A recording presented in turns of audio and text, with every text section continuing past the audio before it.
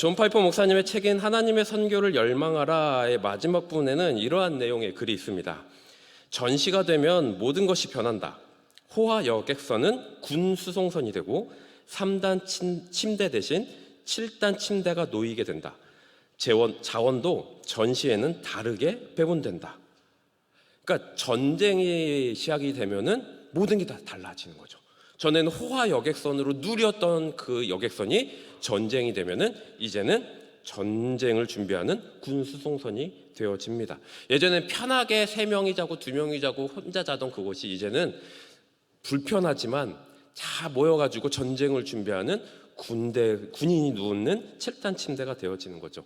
전에는 많은 것을 먹고 누리는 그러한 풍부한 자원에서 살던 그 상황이 아니라 이제는 군인들만 먹는 그러한 좀 부족하지만 딱딱하지만 맛이 없지만 그러한 것들을 먹으면서 사는 거죠. 물론 이 책이 하나님의 선교를 열망하라 라는 제목으로서 선교에 대한 초점의 책이지만 이 마지막 때를 살고 있는 저와 여러분에게도 주어지는 그러한 책인 것 같습니다. 왜냐하면은 우리는 지금 영적 전쟁의 시대에 살고 있기 때문입니다. 마지막 때가 될수록 우리는 영적 전쟁을 지금 치르고 있는 거죠. 눈에 보이진 않지만 사단 마귀가 우리를 계속 괴롭히는 그러한 시대, 계속 유혹하여 우리를 넘어뜨리고자 하는 그러한 유혹 속에서 살고 있기 때문이죠. 베드로전서 5장 8절에 보면요, 근신하라, 깨어라, 너희 대적 마귀가 우는 사자같이 두루다니며 삼킬 자를 찾고 있다라고 얘기하면서 마지막 때가 될수록 우리는 근신하여 깨어 있어야 한다라고 우리에게 얘기합니다. 왜입니까? 우리는 왜 이런 영적 전쟁의 시대에 살고 있습니까? 왜 우리는 사단 마귀의 공격에서 자유롭지 못합니까? 그것은 우리가 하나님께 속해 있는 자이기 때문에 그렇습니다. 요한복음 15장 19절의 말씀을 보면요, 너희가 세상에 속하였으면 세상이 자기의 것을 사랑할 것이나 너희는 세상에 속한 자가 아니요 도리어 내가 너희를 세상에서 택하였기 때문에 세상이 너희를 미워하느니라. 우리는 세상에 미움을 받으며 살아온 사람입니다. 왜냐하면 우리는 전에는 세상에 속한 사람이에요. 마귀에게 속한 사람이에요. 죄에 속한 사람이에요. 근데 예수님의 십자가의 볼로 인하여 우리는 예수님 것이 되었습니다. 하나님 것이 되었습니다. 그러니까 마귀가 하나님을, 예수님을 대적하는 것처럼 우리를 대적하고 유혹하고 괴롭게 하는 거죠. 참 이것은 저에게 도전이 되는 말씀이에요. 왜냐면요, 이 말씀을 잘 곰곰이 생각해 보니까 신앙생활을 하는 것이 어려운 게 정상이구나. 신앙생활이 힘든 게 정상이구나. 신앙생활하면서 여러 가지 갈등 속에 있는 게 정상이구나. 왜요? 내가 바르게 신앙생활을 하고 있다는 것은, 내가 하나님께 속하여 있는 바른 신앙생활을 한다는 것은 어쩔 수 없이 당연스럽게 사단의 공격이 있을 수밖에 없다는 거죠. 성경이 그렇게 얘기하는 거예요. 내가 지금 사단의 유혹이 있고 나를 신앙생활을 못하게끔 그런 괴롭힘이 있다는 것은 내가 잘하고 있는 거구나. 근데 반대로 신앙생활하는 게 너무 편해요. 아무런 갈등도 없고 아무런 고능도 없고 아무런 힘들지도 않아요.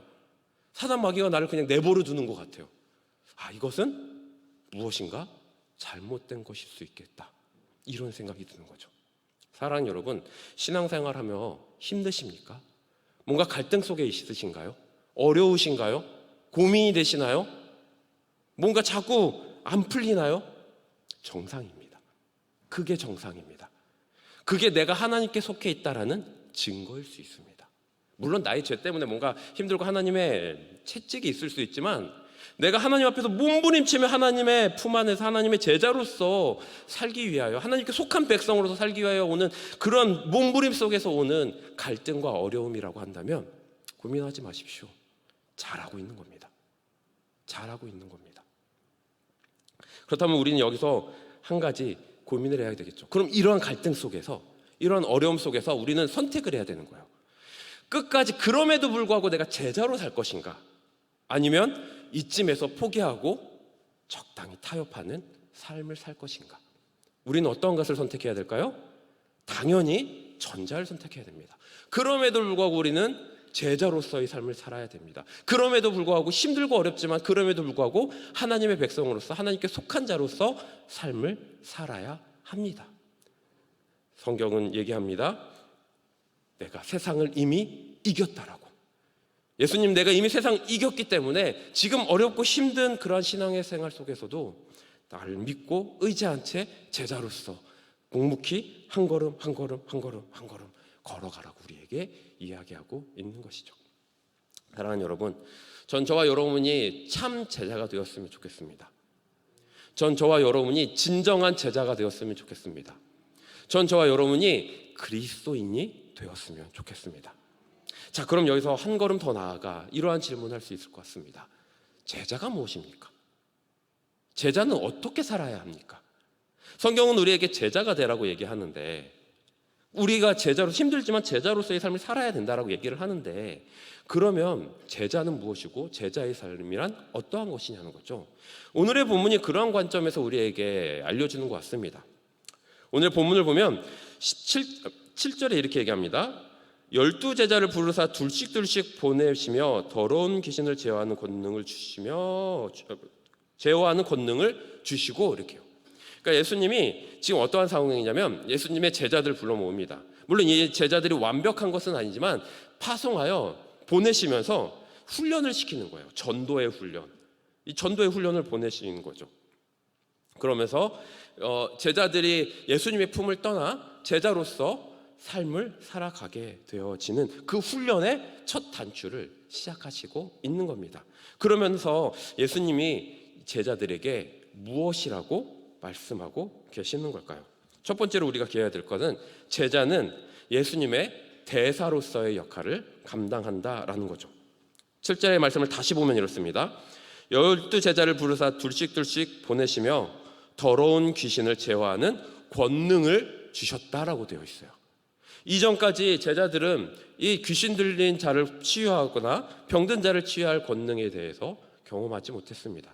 근데 예수님이 파송하시면서 뭘 주시냐면 귀신 들린 자를 제어하는 그 놀라운 권능을 주셨다라는 거예요.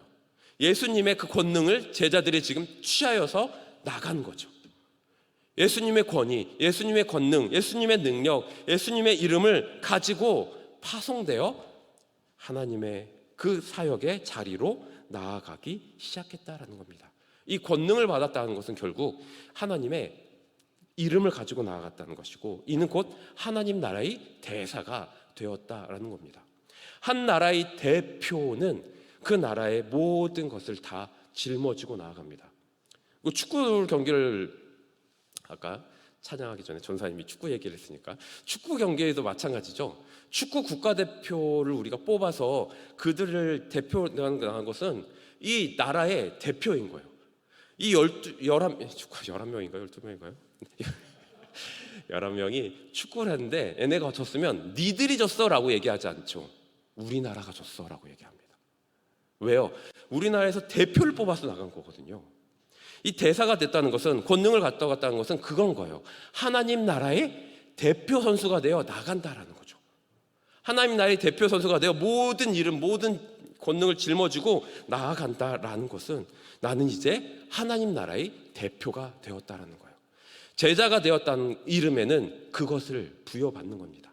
우리가 제자가 되어 삶의 자리로 파송되어진다는 것은 하나님의 이름, 그 대표가 되어, 국가대표가 되어 하나님 나라의 대사가 되어 나아간다는 거죠.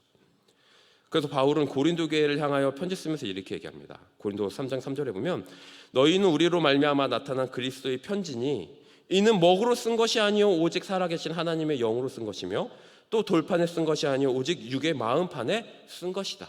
우리를 향하여 그리스도의 편지가 되었다라고 얘기하는 거예요. 편지는 뭐라고 써요? 편지는 무엇입니까? 내용이 적혀 있잖아요. 누군가에게 뭔가를 전달할 때 몇 개체가 되어지는, 우리가 편지인 거예요. 그러니까 하나님의 그 편지의 내용이 우리의 삶 속에 기록되어져서 나아가는 거죠. 뿐만 아니라 고린도후서 2장 15절에 보면 우리는 구원받는 자들에게나 망하는 자들에게나 하나님 앞에서 그리스도의 향기다라고 되어 있어요. 우리가 향기랍니다. 누구의 향기? 그리스도의 향기. 그러니까 우리가 악취를 내면요, 그리스도의 냄새는 악취가 내는 거예요. 근데 우리가 좋은 향기를 내는 것은 예수님의 향기가 좋은 향기가 되어 나타나는 거죠. 우리의 삶이 그리스도의 향기가 되어진다는 거죠. 그래서 우리의 삶이 그리스도의 향기요 편지가 되어 나타내어지는 것, 이것이 제자의 삶인 거죠. 제자들은 예수님의 권능을 가지고 나아갔습니다. 예수님의 이름을 가지고 나아갔습니다. 예수님 하나님 나라의 대표가 되어 나아갔습니다. 그리고 그 역할을 지금 저와 여러분이 이어받으라고 얘기하고 있는 거죠. 그렇기 때문에 그리스도인들은 삶이 중요한 거예요. 모여서 예배하는 거 물론 중요합니다. 그것이 중요하지 않다라고 얘기하는 것이 아닙니다. 하지만 그것만큼 중요한 것은 우리의 삶인 거죠. 우리의 삶을 통하여 하나님이 영광 받으실 수도 있고, 우리의 삶을 통하여 하나님의 이름이 욕될 수도 있는 거죠. 왜요? 우리는 하나님 나라의 국가대표니까요. 우리는 하나님의 권능을 이어받은 하나님 나라의 향기요 편지니까요. 사랑하는 여러분, 제자로서 우리가 그러한 역할을 잘 감당했으면 좋겠습니다. 정말 권능받은 자로서, 하나님의 권능을 이어받은 자로서, 하나님의 이름을 받은 편지요 향기로서의 역할을 잘 감당하는 제자가 되었으면 좋겠습니다. 두 번째로 기억해야 될 것은 제자는 여행하는 사람이다라는 거죠. 여행을 떠난 사람은 어떠한 삶을 살아갑니까? 어떻게 준비를 합니까? 우리가 휴가를 간다거나 아니면 먼 친척을 만나기 위하여 여행을 떠난다고 했을 때 우리는 그 여행의 준비를 어떻게 준비합니까? 잘 준비합니다. 잘 준비한다는 게 뭐예요? 오늘의 본문을 보면 그것을 볼 수 있죠. 8절의 말씀을 보면 명화시대에 여행을 위하여 지팡이 외에는 양식이나 배낭이나 전대의 돈이나 아무것도 가지지 말며 신만 신고 두벌옷도 입지 말라 하시고, 지금 뭘 갖고 가라는 거예요? 갖고 가라는 거 두 개 얘기합니다. 지팡이 외에는 아무것도, 신만 신어라. 여분의 신을 준비하라는 것도 아니에요. 신야 신만 신어라. 그 신발이면 됐다. 너가 갖고 가야 될 것 하나, 지팡이다. 참 안 되는 게 많아요. 참 갖고 갈 수 없는 게 많아요. 사실 우리가 여행이라고 한다면 뭐 이렇게 돈을 나 지갑을 넣어야 될 가방이라든지, 아니면 뭐 추울 때 입는 뭐 옷이라든지, 더울 때 또 바꿔 입고 갈아입어야 될 옷이라든지, 뭐 이런 것들 준비해야 되는 것 아닙니까? 혹여나 가다가 뭐 이렇게 군것질도 해야 되잖아요. 차에서 운전자가 졸면 어때요? 군것질도 필요하잖아요. 군것질도 이렇게 한쪽에 놔두고, 참 많은 것들을 잘 준비해서 출발을 해야 되는데 오늘의 본문을 보니까 아무것도 준비하지 말래요. 아무것도 필요 없대요. 왜 이렇게 말씀하시는 걸까요? 왜 아무것도 준비하지 말라는 걸까요? 이것은 자신이 갖고 있는 것을 의지하지 말고 하나님의 돌보심을 신뢰해야 한다는 것을 알려주는 것이죠. 우리가 제자로서의 삶을 살아간다는 것은 하나님을 전적으로 의지하는 것입니다. 근데 더 정확하게는 하나님만 전적으로 의지해야 한다는 겁니다. 이것을 잘 알려준 사건이 바로 이 이스라엘 백성들이 광야의 여정을 보면 우린 잘 알 수 있을 것 같아요. 신명기 29장 5절에 보면 주께서 40년 동안 너희를 광야에서 인도하셨거니와 너희 몸에 옷이 낡아지지 아니하였고 너희 발에 신이 헤어지지 아니하였다, 이렇게 고백하고 있어요. 그러니까 신명기의 말씀을 보니까 이 가나안 땅에 목전에 두고 돌아보면서 모세가 이스라엘 백성들에게 뭐라고 얘기하냐면, 너희 우리가 광야에 40년을 도는데 옷이 헤어졌냐? 아니지. 지금 신이 낡았냐? 아니지. 어떻게 이런 일이 일어났어? 하나님이 우리를 채우셨기 때문에 가능한 거야. 이렇게 얘기하는 거예요. 하나님의 백성은 하나님의 채우심을 입으며 살아갑니다. 하나님의 백성은 하나님의 공급하심을 받으며 살아갑니다. 그 외의 것은 불필요한 거예요. 그 외의 것은 하나님이 주시는 것이 아닌 그 외의 것은 내가 아무리 좋은 거라 할지라도 필요 없는 것이 여행자의 삶인 것입니다. 사실 그렇습니다. 우리가 여행을 가는데 냉장고를 짊어지고 가나요? 우리가 여행을 가는데 나 TV가 너무 좋아, 나 TV 없으면 모르겠다라면서 TV를 뭐 짊어지고 가나요? 그런 사람은 없습니다. 그런 사람은 없습니다. 여행자는요, 간편하게 가요. 왜요? 집에 다 있으니까요. 어차피 집에 돌아올 거고 집에 다 있으니까요. 사랑하는 여러분, 성경은 우리에게 본향이 있다라고 얘기합니다. 그 본향은 이 땅이 아닌 저 영원한 하나님의 나라죠. 하나님의 나라에 다 있습니다. 이 땅에 너무 많은 것을 가지고 살아간다는 것은 어쩌면 우리에게 너무 많은 짐을 짊어지고 살아가고 있는 것이라고 얘기할 수가 있겠죠. 불필요한 거예요. 불필요한 거예요. 도리어 짐이고, 도리어 거기에 신경 쓰다 보면 우리가 참된 여행의 목적을 잊어버릴 수 있는 거죠. 하나님은 우리에게 필요한 것 다 공급하여 주십니다. 그래서 누가복음에 보면 또 제자들에게 이르시되 그러므로 내가 너희에게 이르노니 너희 목숨을 위하여 무엇을 먹을까 몸을 위하여 무엇을 입을까 염려하지 말라. 누가복음 12장 30절에 보면 이 모든 것은 세상 백성들이 구하는 것이라 너희 아버지께서는 이런 것이 너희에게 있어야 할 것을 아신다. 이미 아십니다. 우리에게 뭐가 필요하고 뭐가 필요 없는지를 다 아십니다. 그분이 지금 공급하여 주고 계십니다. 그러니 우리는 하나님의 공급하심만 바라보며 하나님만 의지하며 제자로서의 여행의 삶을 살아갈 필요가 있는 거죠. 사실 이러한 이야기를 알려주는 가장 대표적인 것이 바로 지팡이입니다.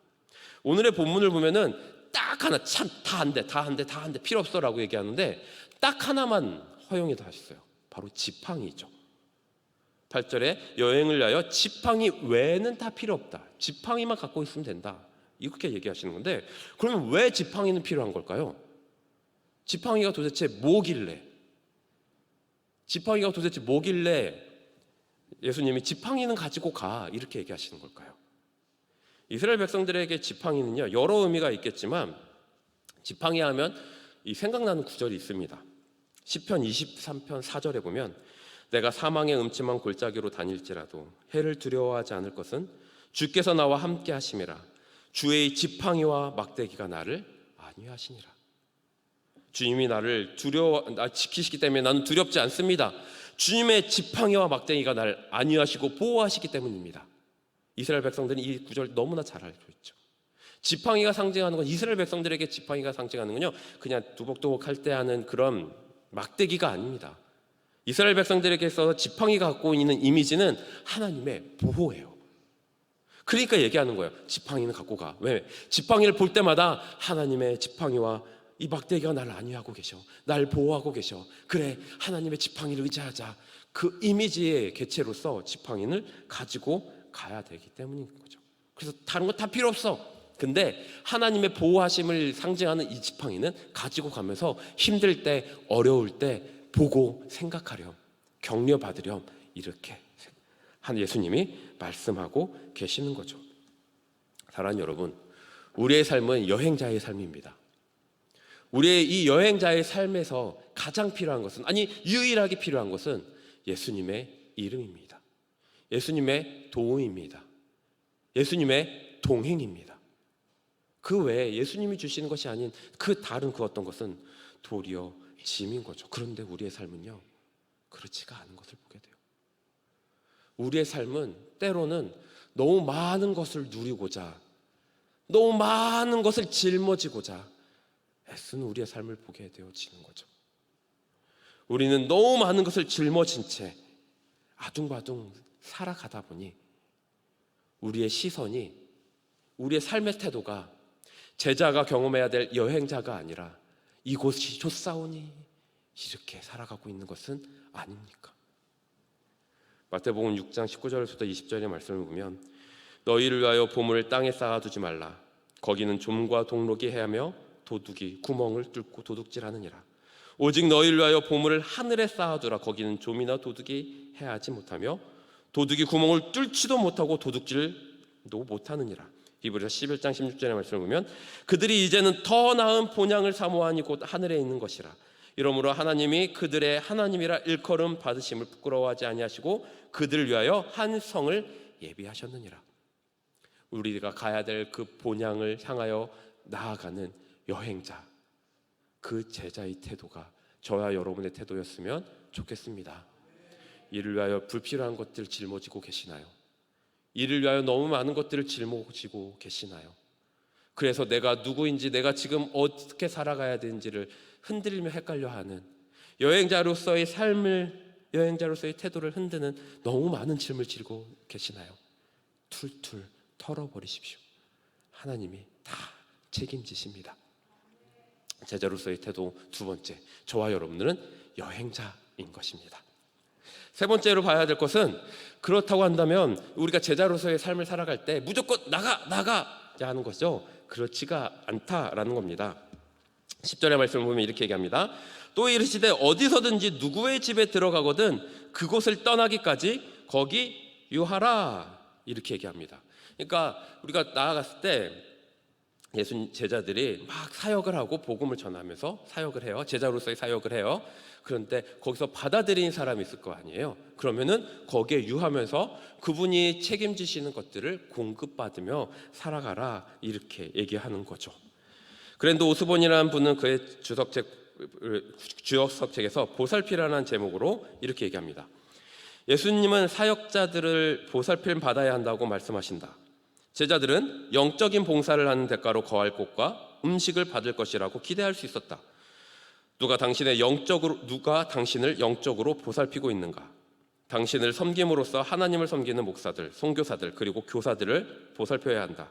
간단한 식사 초대라도 해라. 짤막한 편지를 써서 감사하고 격려해라. 음식, 시간, 봉사 등을 제공하라. 이번 주에 당신을 위해 사역하는 사람들을 격려하고 고마움을 표현하기 위해 당신이 할 수 있는 것이 무엇인지 생각해보라. 사랑하는 여러분, 여러분들을 위하여서 섬기는 사람들이 있다고 한다면 받아들이십시오. 최선을 다하여서 섬기십시오. 이것이 제자들의 모습인 거죠. 다시 말해서 제자들에게는 두 가지 모습이 있다는 거예요.